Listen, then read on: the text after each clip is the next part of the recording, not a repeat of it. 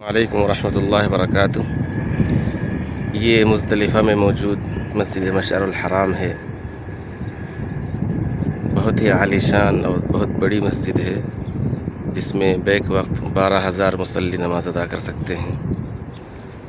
یہ مشاعر مقدسہ میں سے ایک مشعر مزدلفہ میں موجود تاریخی مسجد ہے، جہاں نبی کریم صلی اللہ علیہ وسلم نے حج کے دوران یہاں مبیت مزدلفہ رات گزارے تھے اور دعا کی تھی۔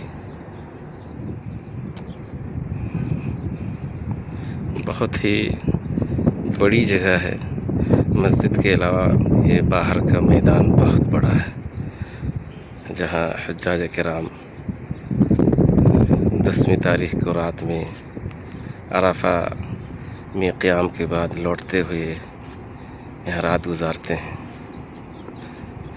اور پھر یہاں رات گزار کر اس کے چاروں طرف رات گزار کر پھر رواں دوا ہوتے ہیں 10ویں تاریخ کو صبح رمی جمار کے لیے مینا کی طرف، اور پھر وہاں